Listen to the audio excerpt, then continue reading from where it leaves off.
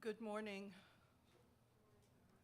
It is good that you are all here.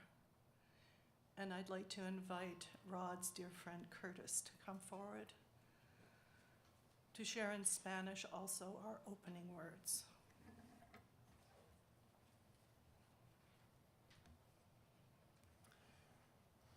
Come into this circle of loss. Come into this circle of compassion. Come into this circle of memory. Come into this circle of love. Entra en este círculo de duelo. Entra en este círculo de compasión. Entra en este círculo de la memoria. Entra en este círculo de amor. We gather today to celebrate the life of Reverend Rodrigo Emilio Solano-Quesnel. We gather to mourn, for mourn we must for one whose life was cut so tragically short. We gather to offer our love to those he held dear and to comfort one another. We gather to remember with laughter as well as tears the precious moments that we have shared with Rod. We gather to offer our witness to a life like none other, unique and irrepeatable. Nos reunimos hoy para celebrar la vida del Reverend Rodrigo Emilio Solano-Quesnel. Nos reunimos para llorar porque debemos llorar por alguien cuya vida fue truncada tan trágicamente. Nos reunimos para ofrecer nuestro amor y para consolar unos a otros. Nos reunimos para recordar con risas y lágrimas los preciosos momentos que compartimos con Rod. Nos reunimos para ofrecer nuestro testimonio de una vida como ninguna otra, única e irrepetible. We gather to reaffirm our commitment to work for a world more caring of its people and cherishing of our natural environment in Rod's name as well as our own, because these things matter to him. And so we have come together this day, and in our coming together, let us be honest with death. Let us not imagine it is less than it is. It is separation. It is sorrow. It is grief. Then let us neither imagine that it is more than it is. It is not annihilation. As long as memory endures, Rod's influence will be felt. Death is not an end to love. Humanity's need for love is boundless. It is not an end to joy and laughter. Let us be honest with death, for in that honesty we will understand Rod more fully and ourselves more deeply. Nos reunimos hoy para profundizar nuestra conexión con la vida, porque hoy la vida nos encuentra con el rostro de la muerte. Estamos plenamente presentes en este día y este momento, cuando soltamos nuestro amado Rod.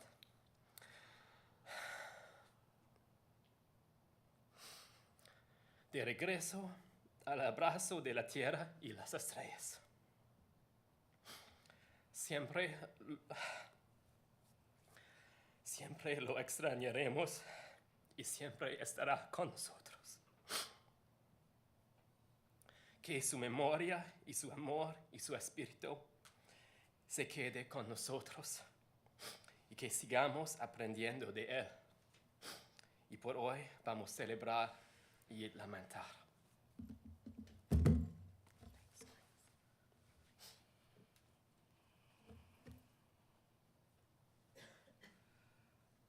Thank you, Curtis, and welcome all those here in this room and those who are gathering from across the world to be here. We light a chalice, the symbol of our Unitarian Universalist faith, the faith that sustained and challenged Rod, that called him into the vocation of ministry, of faith with love at the center. Love, the strongest force for good. A faith that exists as a haven of religious freedom, offering fellowship, knowledge, and inspiration to all who would seek truth, live responsibly and courageously, and be of service to humanity. The chalice is a symbol of warmth, of love, and love's power to overcome fear. The chalice is a symbol of religious freedom.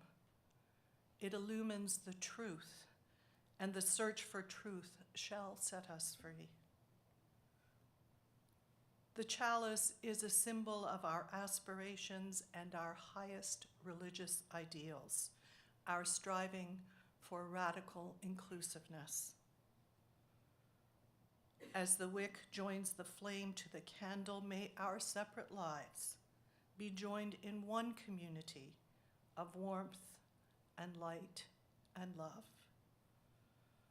Today, we gather as a community of remembrance.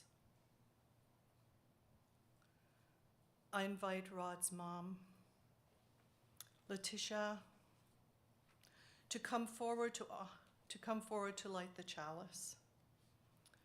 After she does, a video of chalices being lit across the country today in memory of Rod will play.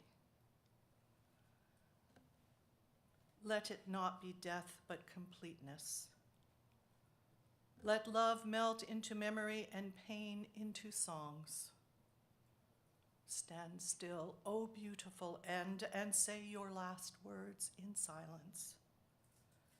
I bow to you and hold my lamp to light you on your way. We light this chalice today to honor the life and the living of Reverend Rod, to light him on his way, and to remind each person here gathered of the brightness Rod brought to your life. It is no easy thing to say farewell to a loved one, and Rod was certainly loved.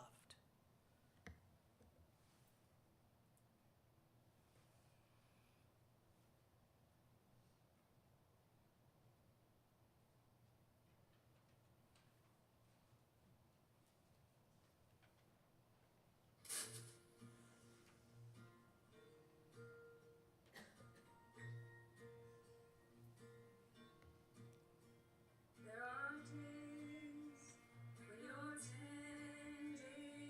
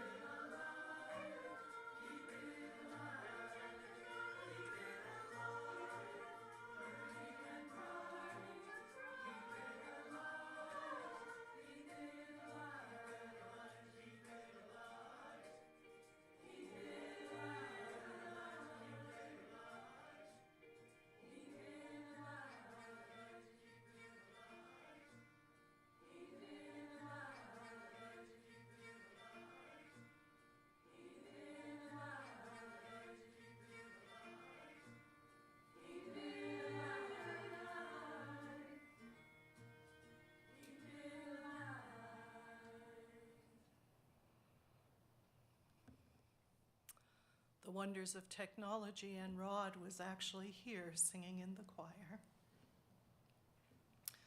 For those of you who do not know me, I'm Reverend Deborah Falk, humbled and honored that Sarah asked me to be here today. Since last Tuesday, I have been pondering the many gifts that Rod has given.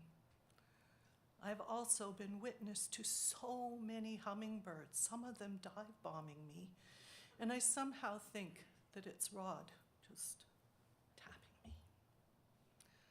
I've known Rod throughout his journey in ministry, perhaps offered some of his inspiration to respond to his calling. For Rod, in his early 20s, served on my committee when I was an intern minister in Ottawa. He asked me to be his official mentor during the 3-year requirement time in ministerial formation.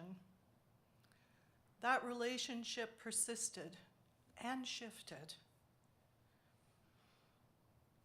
It became an ongoing, intentional collegial connection and an ever-deepening friendship. His genuine welcome of friendship is such a gift.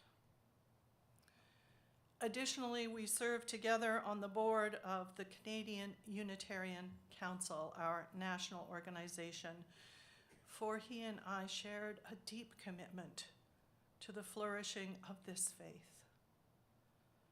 Rod was in his 7th and final year with the board, holding the dubious honor of being the longest continuous serving board member, since the term was only supposed to be 6 years, max.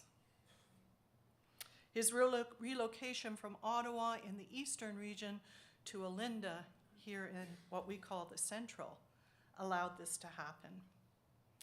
He wrestled with this, though, whether it was okay to do since it violated bylaws. Now, it's not like there was a huge lineup of people that wanted to serve on the board, but this does speak to a few of Rod's gifts. He was a man of deep integrity. His concern about board terms is just a simple example of this. He wrestled with huge issues and small ones, always with incredible integrity. It also exemplifies his willingness to challenge the status quo. He did that. As one board member mentioned when we gathered last week, Rod didn't just think outside of the box. It was like he didn't even know there was a box. He was visionary. Rod's influence on the national scene is significant, though perhaps not always evident, for that was some of how he conducted himself. Often the quiet observer, then offering a perspective that just completely shifted everything. Maybe that's happened to you in your life with him as well. He was an undaunted advocate for the youth voice to be heard, and he institutionalized changes to strengthen their role on the national board. He was a champion of all voices being heard across generations. He was born in Mexico and spent the first decade of his life there. This shaped him in many ways, including his first language being Spanish and his first religion being what he termed cultural Catholicism. The sense of ritual and sacredness in every day was formed early and developed into a very fulsome spiritual practice. No doubt memories come to many of you who have been part of the holy ritual that is coffee, or the insightful, intentional experience of opening a bottle of Coke. These rituals were always done with profound sense of reverent action, calling attention to the sacredness, the holy that exists everywhere in abundance, and is there for our inspiration and blessing. He was a theologian in his thinking and his living. It is a most amazing gift to hold the mundane with such sanctity and to share it so willingly. Rod also gave us the gift of his humor and his quirkiness. This gets mentioned almost every conversation and reflection that has been shared. The way he tilted his head just so, that impish smile, and the not quite knowing if he was kidding. Oh, and socks. Quirky socks that speak to justice, to theology, to life's purpose, or just for the fun of it. I'm wearing my worm socks today because I dig dirt.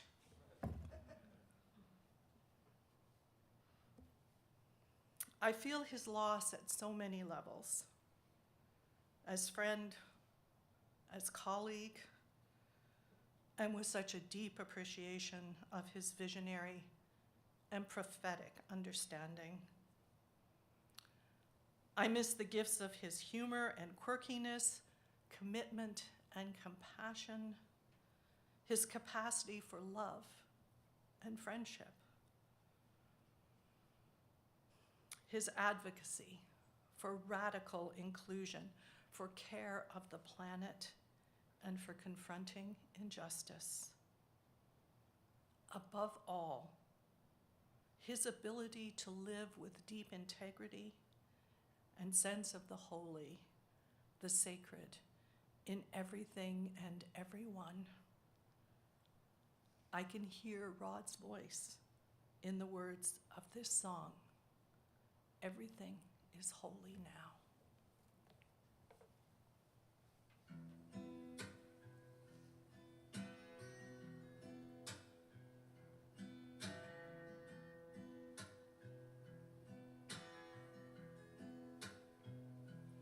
When I was a boy each week, on Sunday we would go to church, pay attention to the priest, that he would read the holy word, and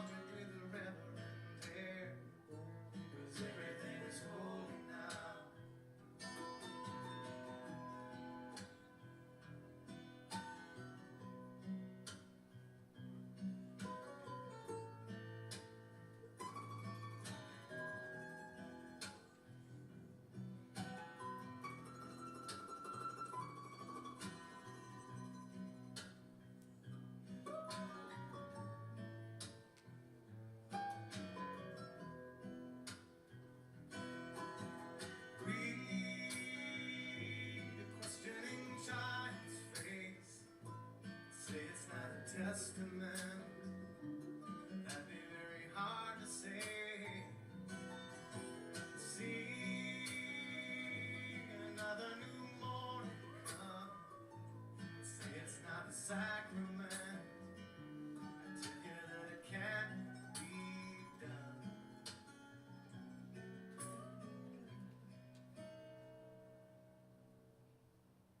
This morning outside I stood, I saw a little red-winged bird shining like a burning bush and singing like a scripture verse. It made me want to bow my head. I remember when church let out, how things have changed since then. Everything is holy now. It used to be a world half there, heaven's second-rate hand-me-down. But I walk it with a reverend hair, 'cause everything is holy now.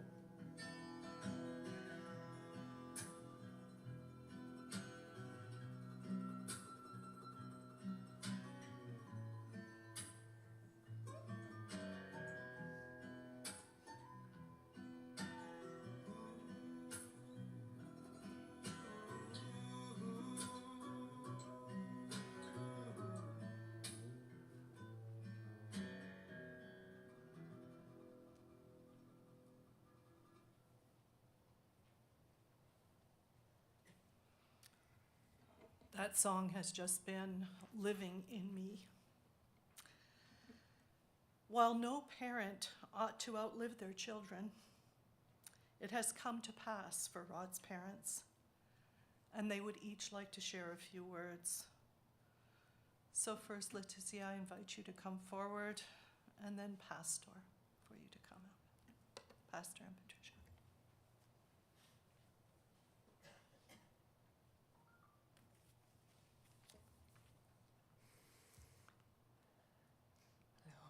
Hello.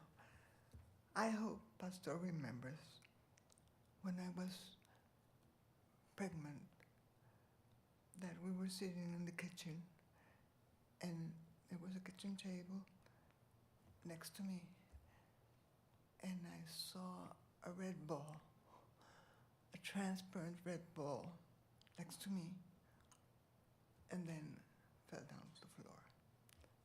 And I asked him, "Did you see it?" And he said, "Yes." "What did you see?" I asked him. "I saw a red ball falling." I thought that was my baby's soul. I don't know, but I thought it was that. One day he was about 6 years old. I was washing the dishes and I was thinking, do spirits exist? Do they exist? And he was in another room and he ran to me and said, "Mother, do ghosts exist?" Well, I remember in that same home that he was crying for his dog that had died. And in Mexican tradition, dogs help you cross the river. When you're dead, it takes you to heaven.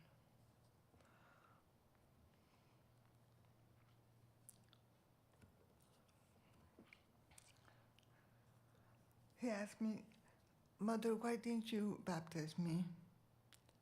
And I said, "Well, I'll respect the religion that you choose."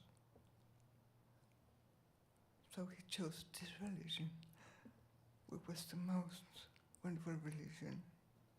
He inherited his sweater. He inherited to me his religion. I know children inherit from their parents, but I inherit things from him. I remember a sermon he gave about stardust, polvo de estrellas. And well, he knew everything changes and everything goes and comes. And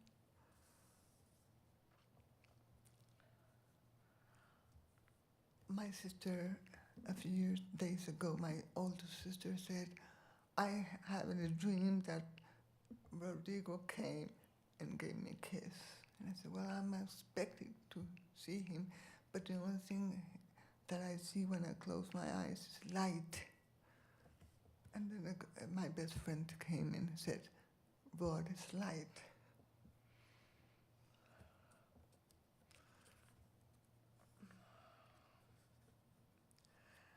And it's not a kind of religion this that, just goes out of reality and says everything's all right, like some of the religions of the young people now. No, not everything is all right, and we must change them. And that's what he was in with you.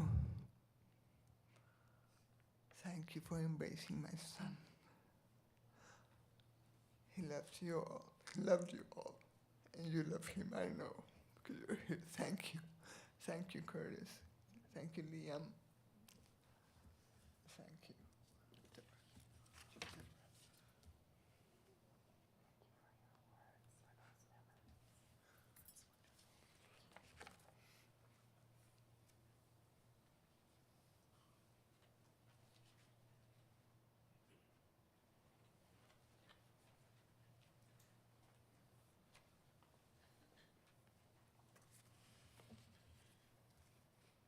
Hi everyone.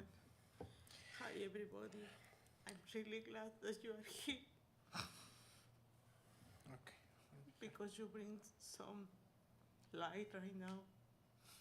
The light that Rodrigo brings all the time at home. He was always smiling. He was always my friend. When I met him at 6 years old, I was not his mother. I was his friend all the time. And I will be friend forever. We appreciate your attendance. Thank you, Rodrigo, for having allowed me to be your father. Since the moment I witnessed your birth into this world, to the last warm hug we gave each other 3 weeks ago, I have felt blessed to have had you in my life. Thank you, Rodrigo, for having made me your friend and your confidant.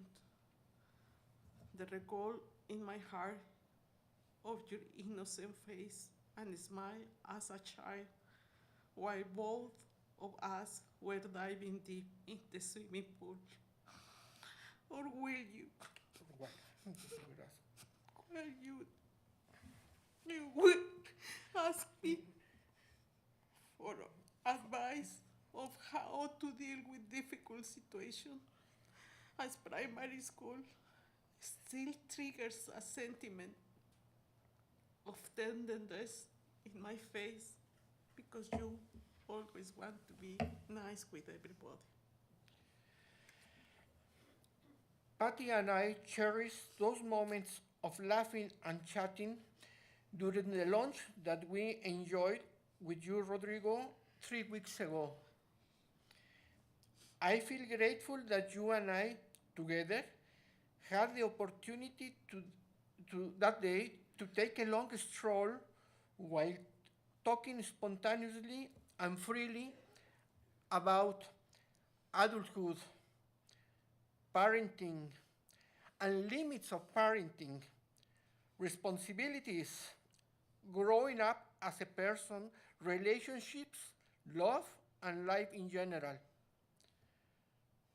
We were talking as adult to adult, as friends, not anymore as father and son, because you grew up and matured, strong and confident, and developed your wings and flew far into the air long time ago, in search of your place in this world with a cornucopia of goods to return to society. And you made it. Sometimes several weeks and months elapse without hearing from each other, and I was happy about that. Certainly I was. Sometimes I was told, how come you have not known about your son for the last 3 months? The answer was that is the way it should be.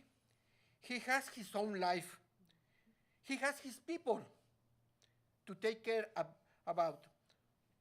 He is an independent person that can survive and fight on his own, critical and intelligent to make his own decisions, and with the strength to struggle and fight for what he wants, always in the right way, as Patty used to tell me. Your presence in my life opened an unknown and unexplored aspect of my spirit that I had to seek, forge, and fine-tune constantly according to your process of growing. What a job. Thank you again, Rodrigo, for giving us your presence into our lives. With profound love, Patricia and Pastor.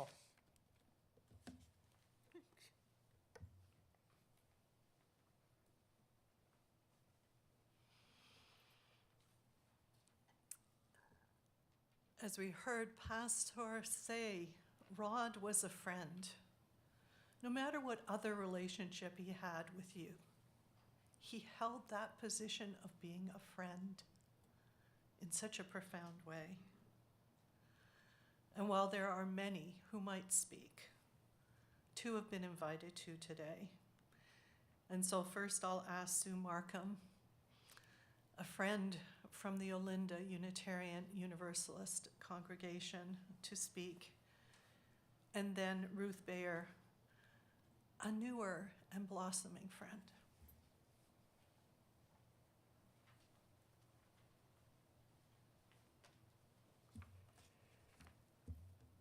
I have a reading by Robert Killam.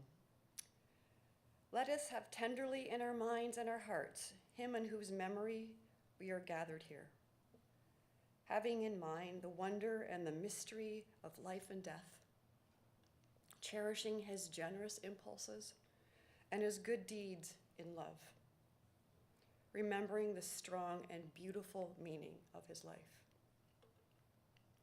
In a world where our most precious goods are perishable, let us resolve to honor the dead in being so good in our living, so kindly, so understanding, so forgiving, so transcendent in pettiness, that our love for those who remain and who need us in our strength, we shall partly make good our loss, in the beauty of our lives erected to the noblest monument to our dead. May we go back to the daily round of our duties, more eager to be helpful and kind, as though in the presence of death itself we had learned to know the deeper meaning of life. Thankful for this fine life and company we walk for short years on earth, may we be better people knowing that it has been taken away. Rod would want us to do this. Rod would want us to do this for the earth. I miss him so much. Rod was an amazing mentor, a man of so many talents, a man of so many words, and he was a man of so much love that I feel not having the time that he could to give it to all of us all the time is a great loss. But I have memories, we all have memories, and Rod will never, ever, ever be too far from my thoughts. Thank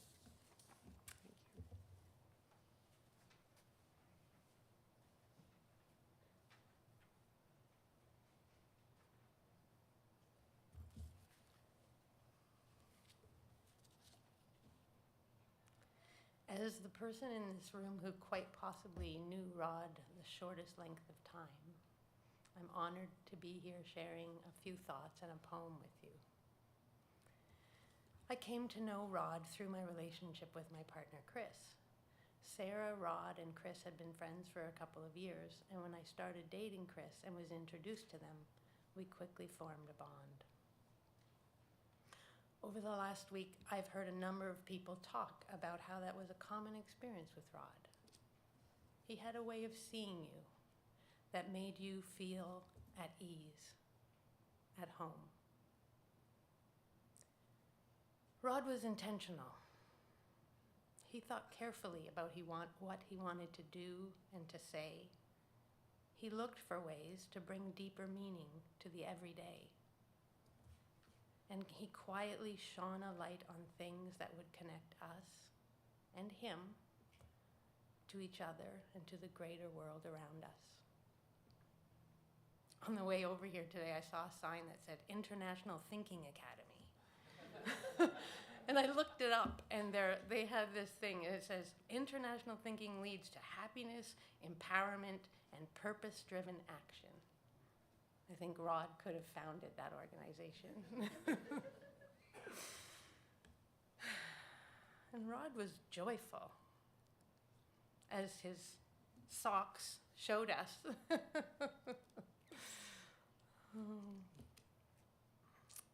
He was extremely witty. I was always laughing when we were together. And alongside that lightness, Rod brought reverence with his innate ability to see beauty and to recognize the divinity in everything. The poem I'm about to read acknowledges that duality, our deep pain at the loss of Rod and the beauty that surrounds us. Last month, Rod participated in a summer solstice ritual that my daughter had facilitated. In it, after letting go of everything that no longer served us, she invited us to feel the space that was created by that letting go, before we rushed on to fill it with what we wanted for our future selves.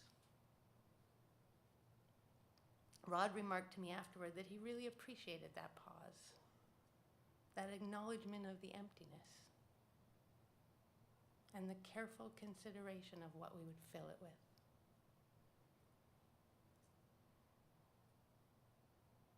Friends, I invite us all to take 30 seconds right now, before I read the poem, to feel the whole created by Rod's loss. And to think about practical ways that each one of us will honor Rod's light and carry it forward.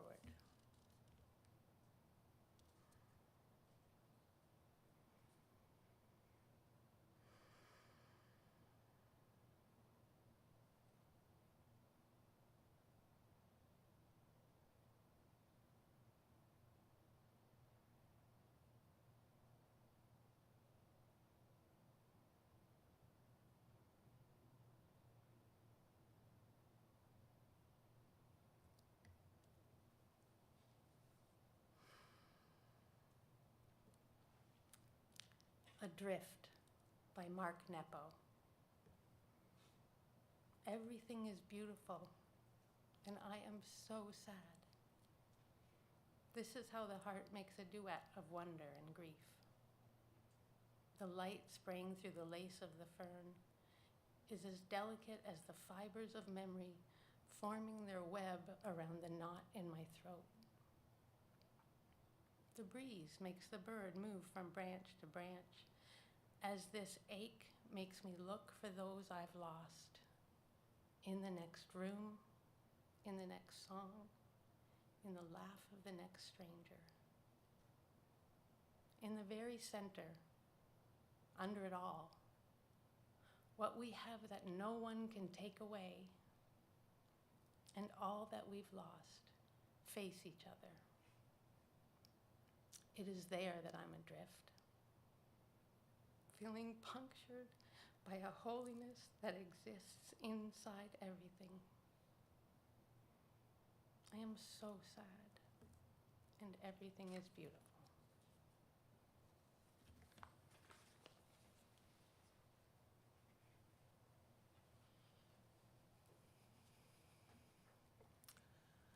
so many loves in Rod's life, and one of them was music. We heard him sing, a song has carried us here.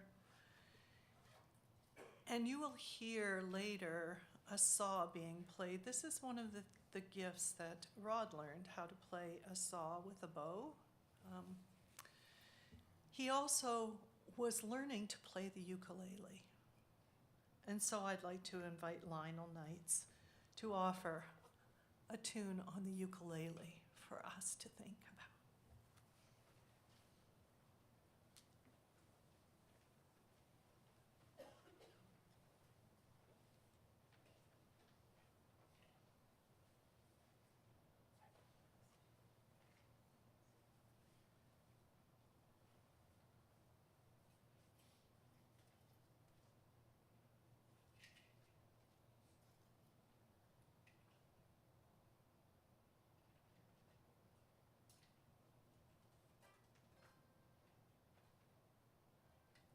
Ron would find this quite amusing. Oh, he would, absolutely. You would think that was. I first met Rod and Sarah when I started a ukulele group at St John's Church, and Sarah and Rod walked in. This dapper little man with his cap. I had no idea who he was. Okay. I'm down in the program as a friend. I kind of wish I had have been. But people do this. They go this way and then they come together and one thing or other. The last time I was with Rod was there was a concert for peace in the park, in Leamington Park, and we had people from all over, but we had some Syrian musicians, there were some Iraqi musicians, and Rod gave me a T-shirt. There was a green T-shirt. That was a T-shirt for peace. I've still got a tone there. I wish I'd known him more, and I can't stand up here and come out with all kinds of, because that never happened. I just wish that it was one of those things that had gone for more. But he did enjoy playing the ukulele. And one of the songs that I think we probably started with Sarah and with Rod was a little song called, I'm only going to play the chorus, but I'm sure everybody knows, you are my sunshine, my only sunshine. You make me happy when skies are gray. You'll never know, dear, how much I love you. Please don't take my sunshine away. You are my sunshine,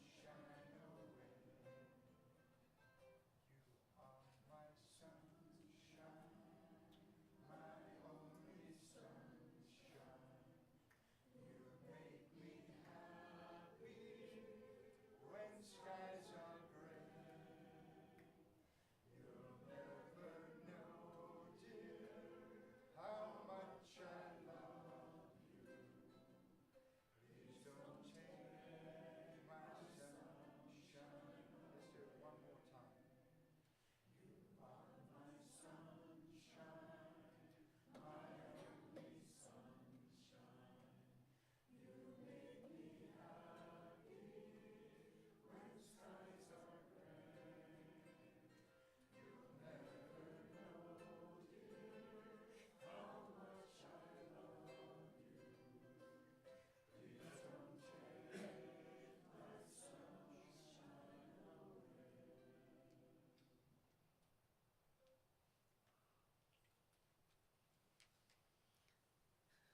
Thank you, Lionel. And that song will always have a different nuance for me now. I cherished Rod as a colleague. His call to ministry was a deep one. And there are a few colleagues that will now share a few words.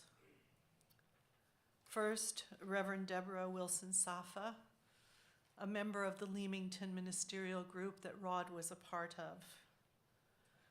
And then Rod's dear friend and colleague, Reverend Danielle Weber, will join us on Zoom. First, Deborah.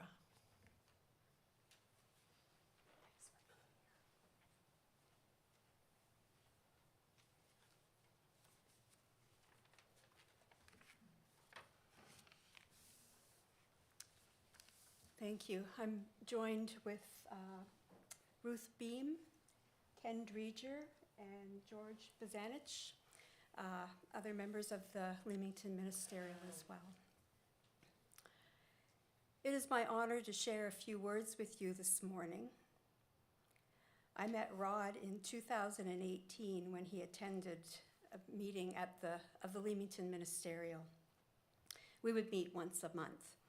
And usually it was with a bag lunch, but most recently we have started meeting at the local restaurant where Rod would always order Eggs Benedict.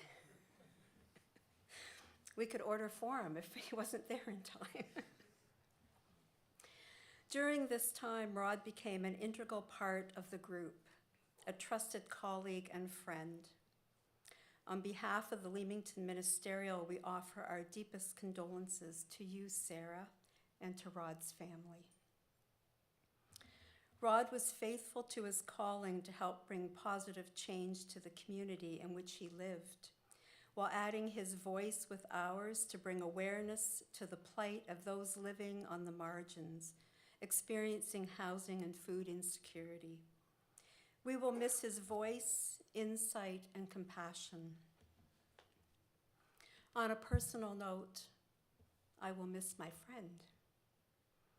We would occasionally meet at his other church office, which was held at Lakeside Bakery, where he would take up a table and make connections with either members of his congregation or whoever would stop by for a chat. Our conversations covered a wide range of topics. I always came away with a new perspective and knowing my opinions and thoughts were heard and respected. I know this is how others feel as well. There is much which could be shared, but now is not the time. We have become better humans for having known Rod as a minister, a colleague, and a friend.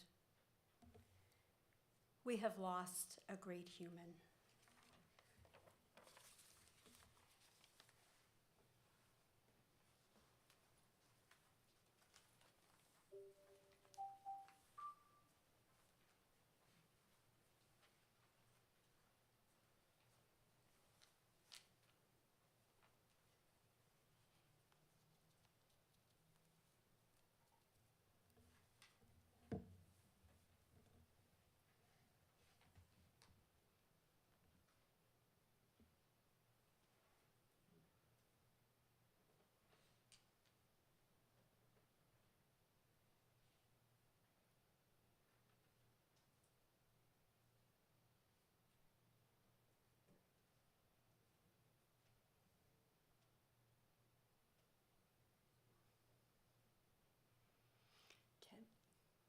Let her know that we can't hear her.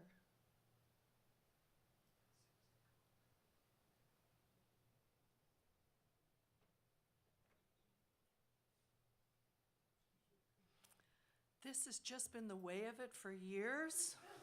The technology. Danielle is in Kelowna, British Columbia.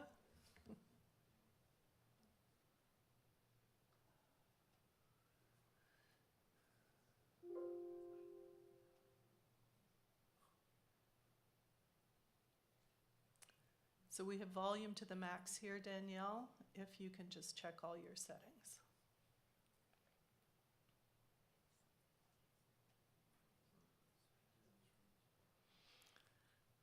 This is, I've taken these moments as just a moment to be able to breathe, to be able to hold the hand next to yours perhaps, to have your own thought.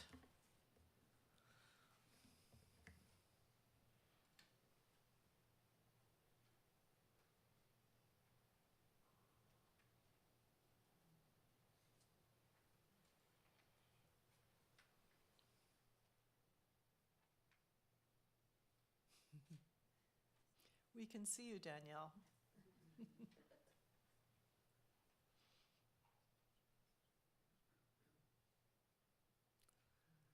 And everything here looks like it's on.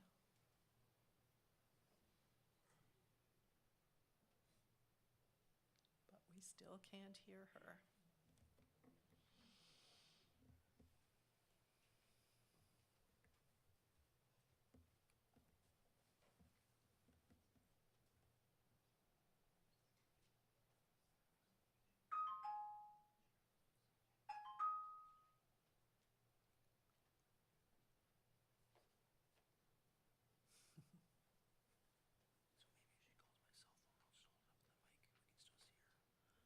Okay, so we're doing a tech workaround. Danielle, this is Tom, who has been helping us here at the Reid Funeral Home, and he's going to give you his cell phone number for you to phone, and he'll hold the phone up to the microphone. Okay? Yeah. You have her number? Oh, perfect.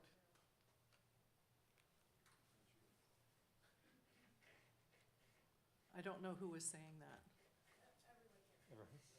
that. Someone's calling you, Danielle. Isn't this wonderful how everybody just comes together and makes it work?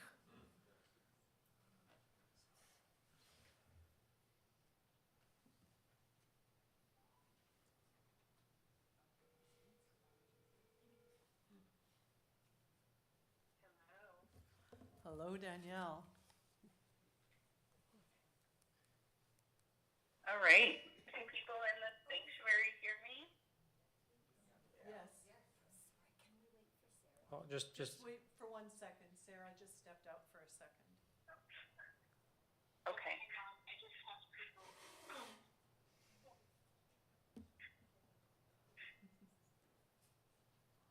Everybody needed a pause. Restock the You're gonna have nets to mute. and whatnot.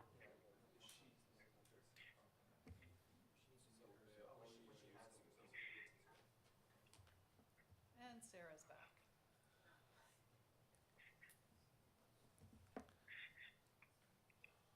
All right. Can I get a thumbs up from Deborah that I should start?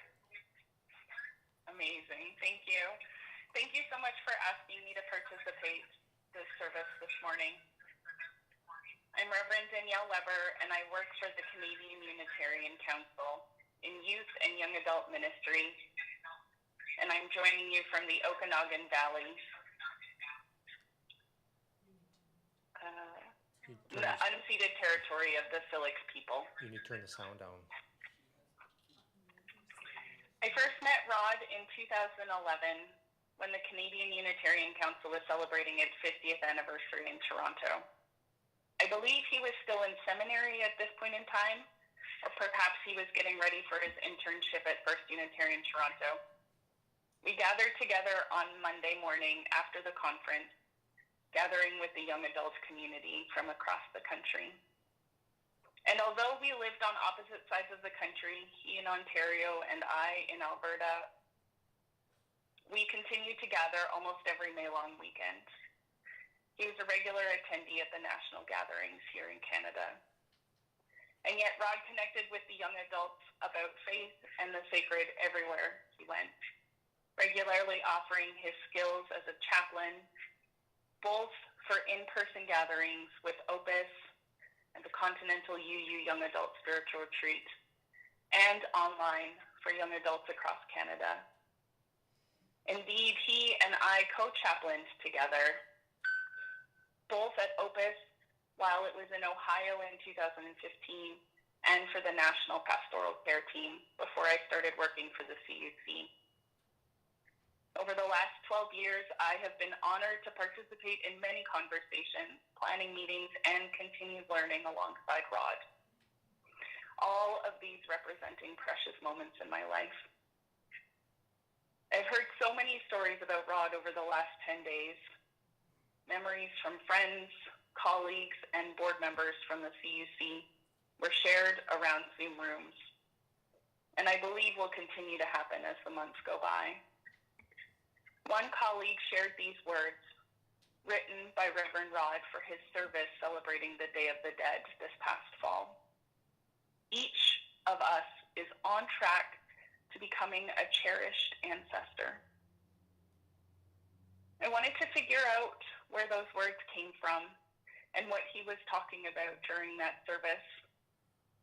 And of course, as I was meandering my way through the UU Olinda video archive, I was presented with Rod's face over and over again, smiling at me. The service titles that hinted at his wit and sense of humor. There was a New Year's service entitled Control Z.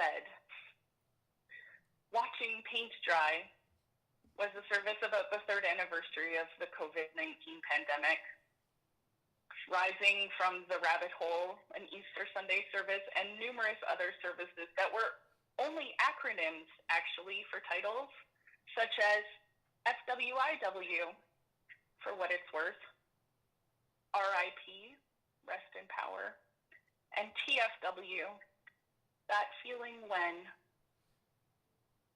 Rod definitely had a way of reframing the world around him to find the holy. Many others spoke of how Rod found the sacred when making coffee or wearing fun socks, as so many people here have already said. I actually received 2 pairs of socks from Rod in a celebration of my ordination. One says, "Kick this day in its sunshiny butt," and the other says, "Leave me alone, I'm introverting." The card that he sent me was a blessing that said, I might be able to wear the first pair often, but also to give myself permission to rest. At the end of his Day of the Dead service, when Rod expressed that each of us is on track to becoming a cherished ancestor, he described an ancestor as a presence that is centered around our memories. May the memories that are shared today and in the gatherings that will inevitably continue, I hope that all who loved Rod begin the transition of his presence centered around their memories. Thank you.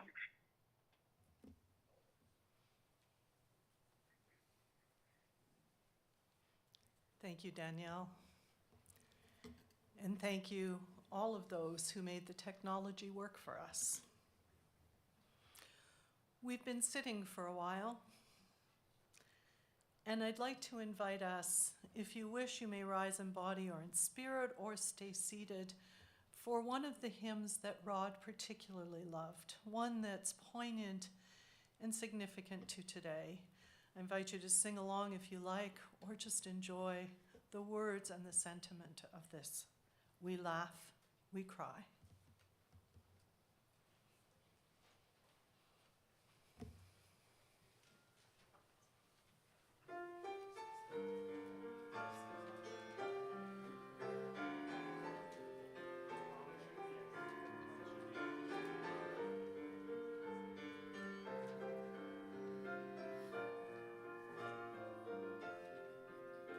We laugh, we cry, we live, we die, we dance.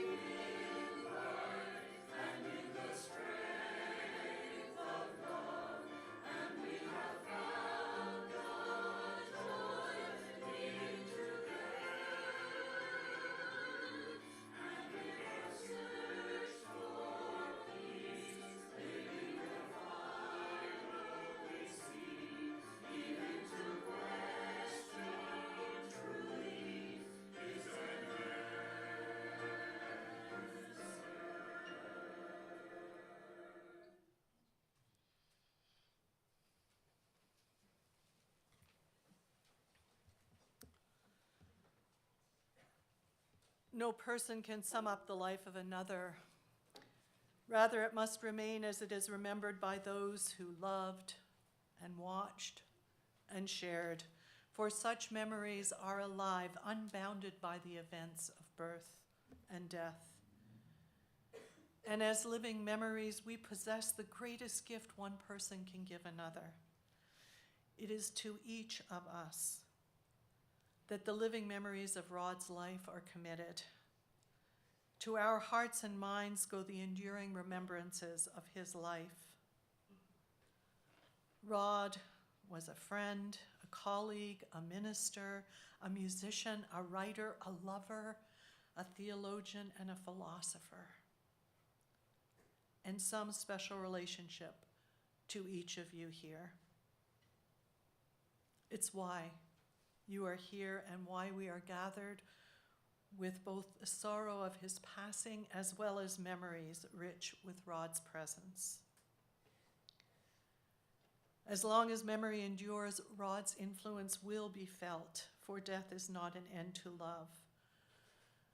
I'd like to invite you now to take a moment to remember Rod as only you can, a moment of laughter, a shared confidence, a favorite song perhaps sung aloud, a flash of life's wonder you witnessed together. You each have these remembrances, and I invite us into a time of silence with reverence and love. You may close your eyes if you wish, if that is helpful for you. And when the music begins, some photos of Rod's life will add to our remembering.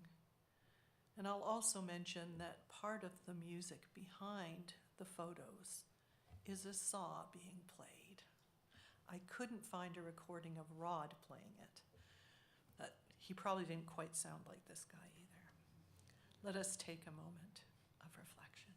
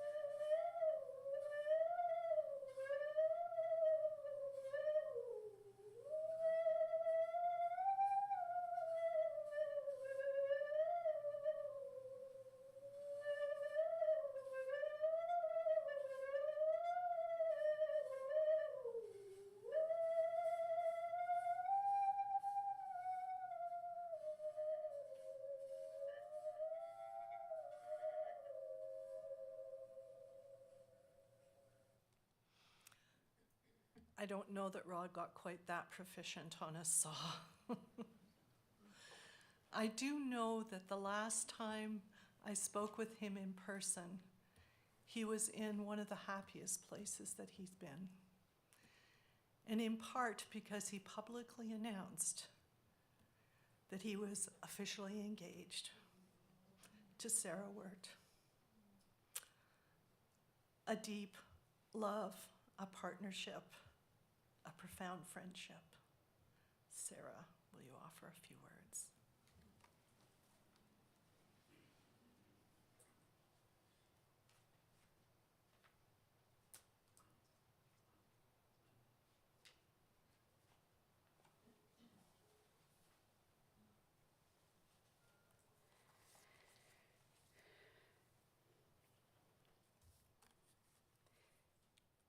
I first met Rod on May 25th, 2013.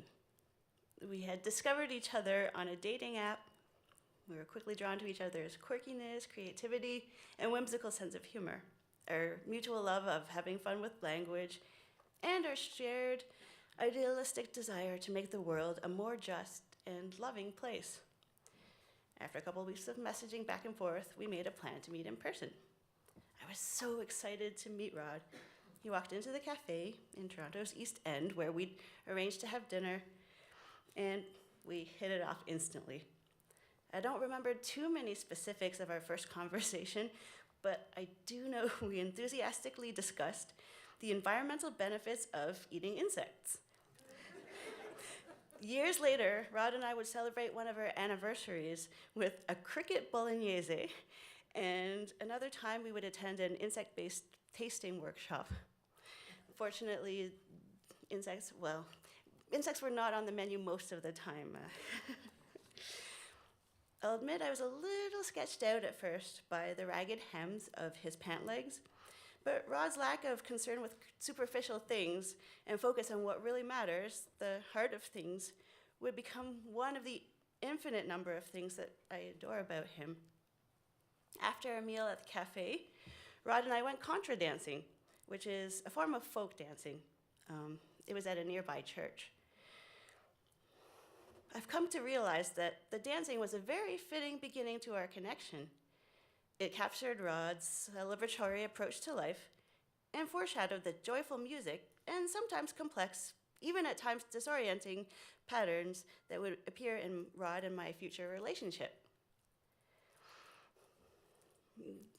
After the dancing was finished, we walked and walked and talked and talked, and he offered me his jacket when the air was getting chilly as the night wore on.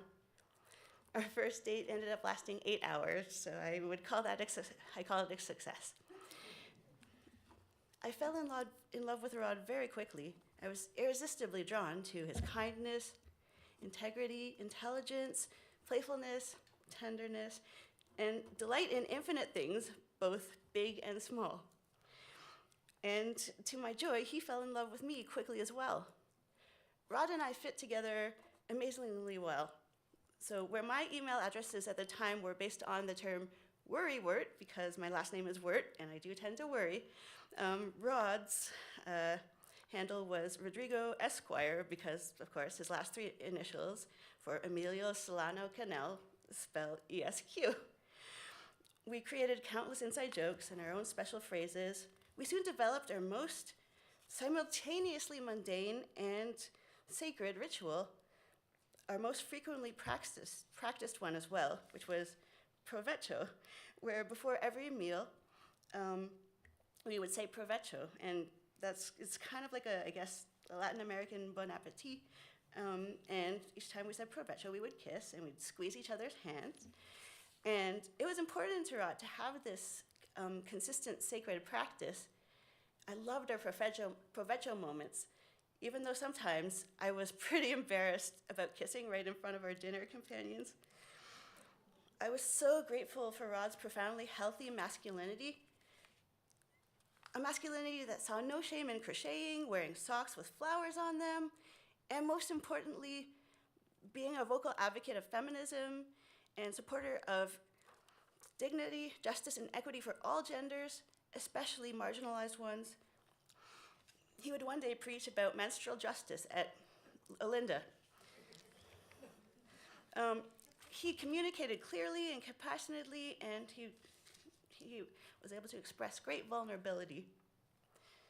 A key part of Rod's rodness is encompassed by the word care. Rod cared so much about people. He loved all of you so deeply, and one way he did this was by, as you've heard, listening to people with care.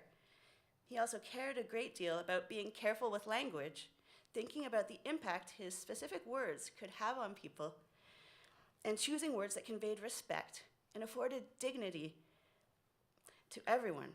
For example, I've heard he encouraged the use of the word homebound instead of shut-in to describe congregants who didn't have ready opportunities to venture outside their home.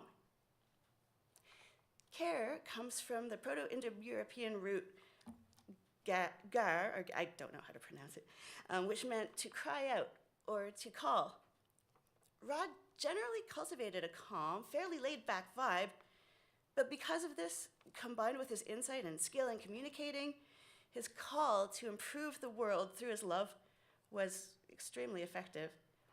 And it was as effective as if not more effective, than if he had been crying out at the top of his lungs.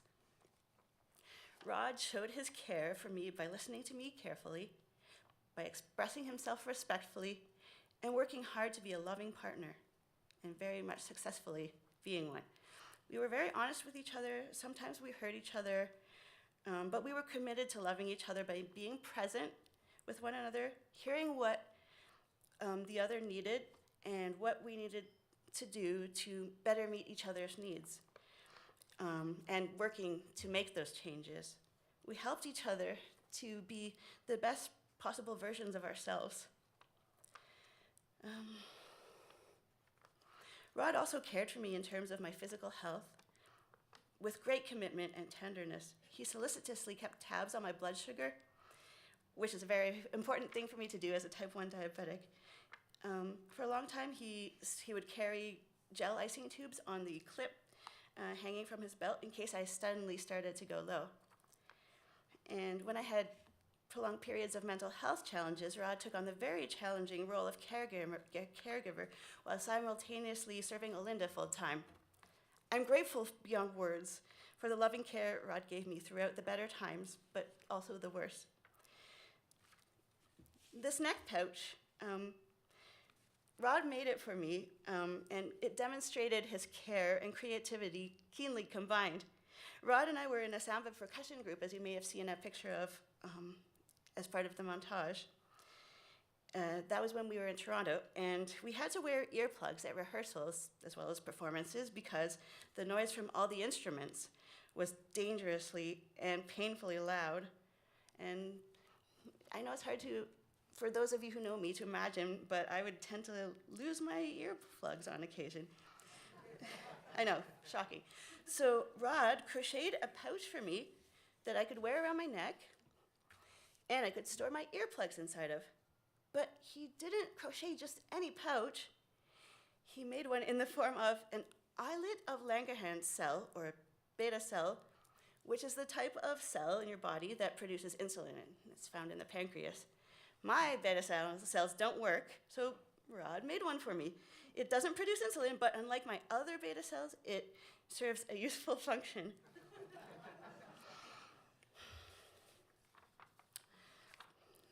This was going to be too long, but I do want to share this. So thank you for your patience.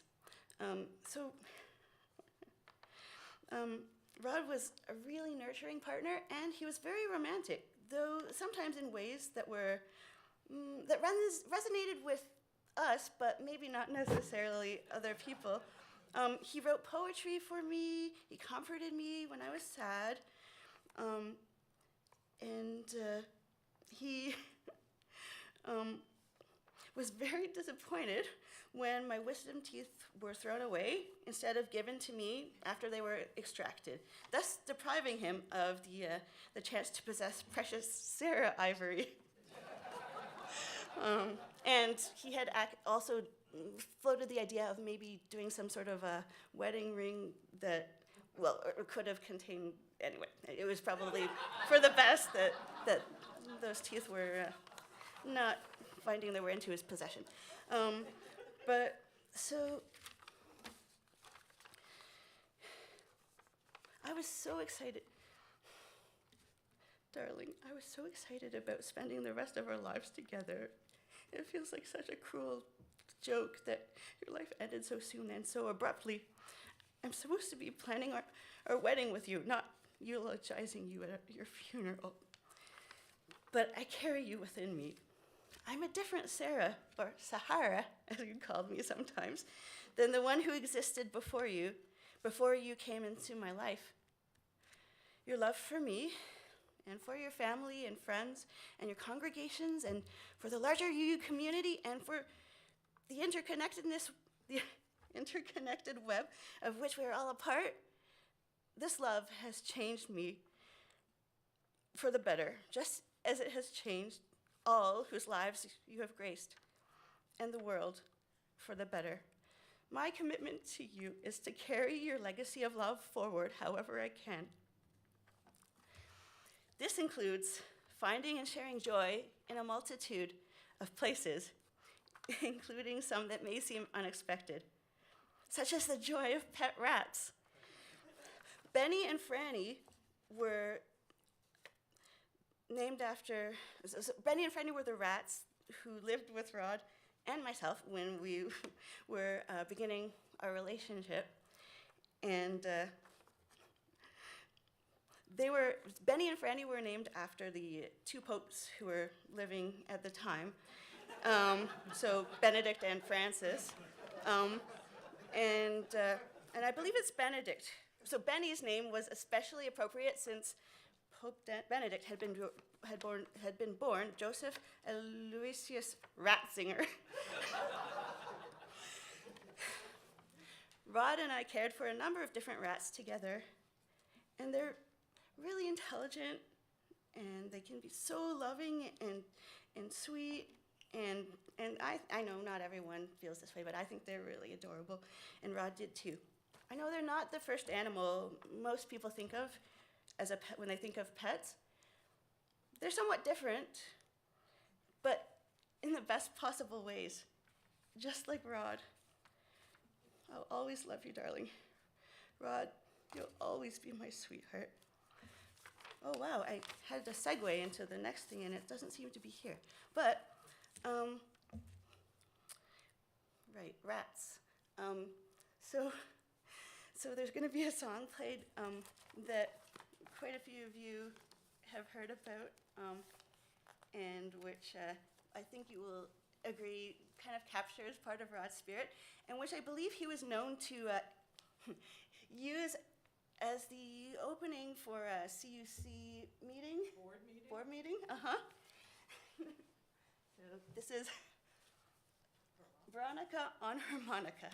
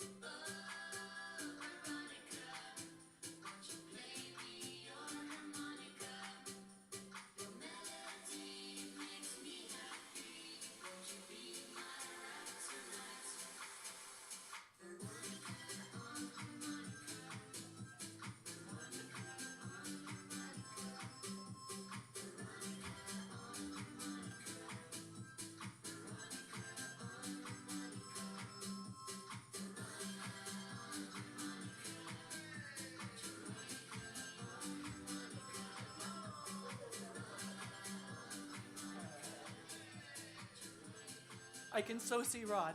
Hey.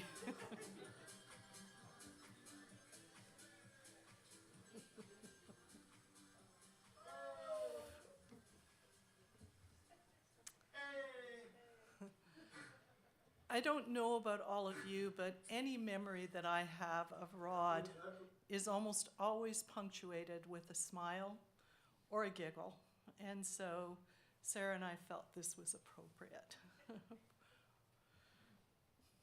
I share these words which in some way reflect my deep and abiding love and respect for Rod and how I will hold him.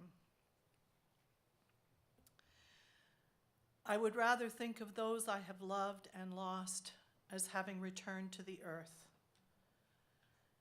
as having become a part of the elemental wealth of the world. I would rather dream of them as unconscious dust. I would rather dream of them as laughing in the stream, floating in the clouds, bursting in light upon the shores of other worlds. I would rather think of them as the lost vision of a forgotten night than to have even the faintest fear.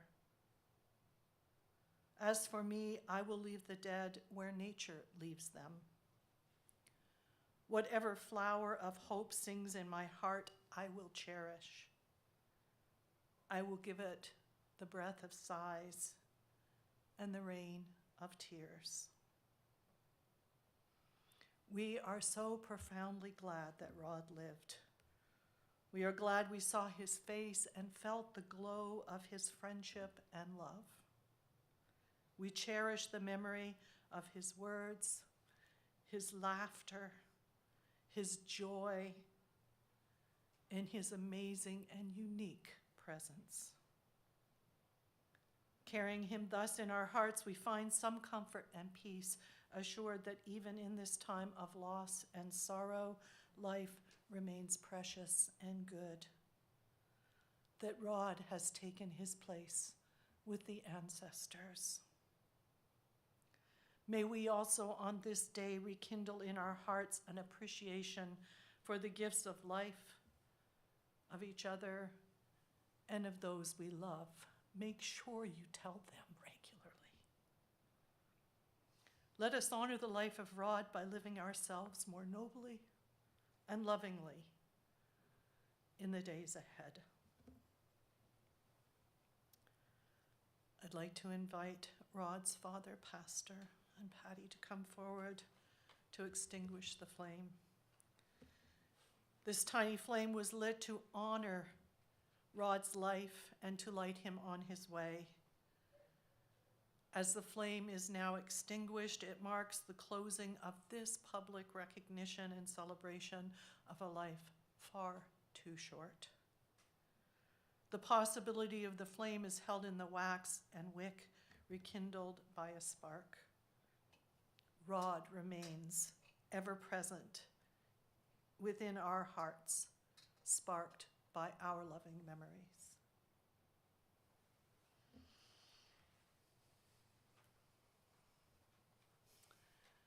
We close with the song Spirit of Life, one that is sung in many Unitarian and Universalist congregations to close the service. I think you'll maybe even see Rod's face in this video.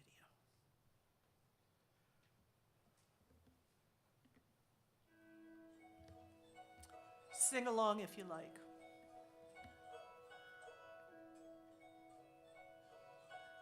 Spirit of life, come unto me. Sing in my heart all the stirrings of compassion. Blow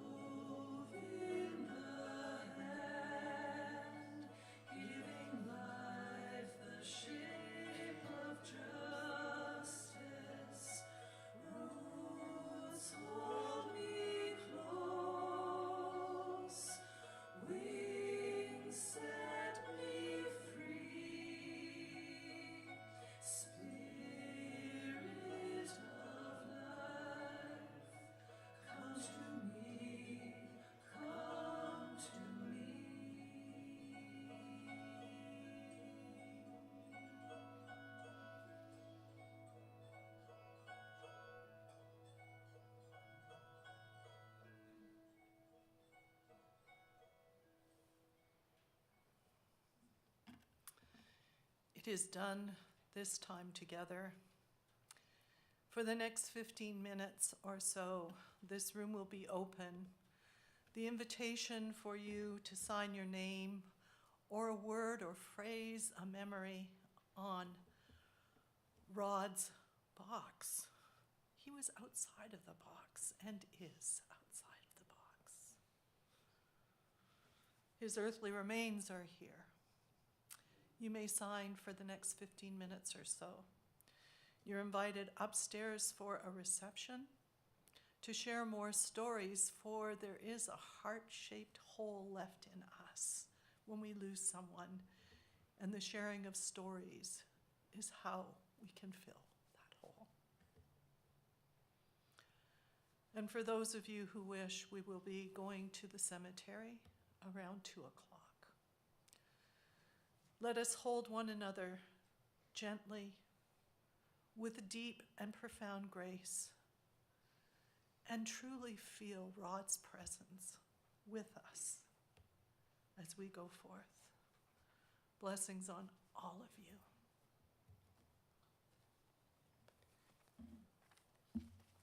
And Bill, thank you so much for playing.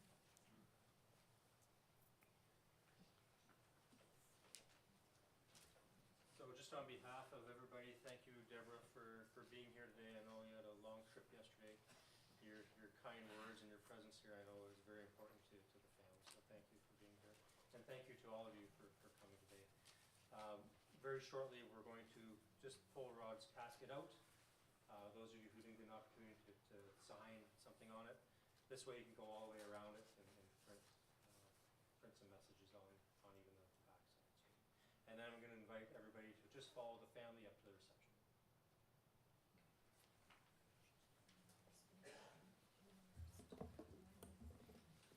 Did you want to move the casket first or us after?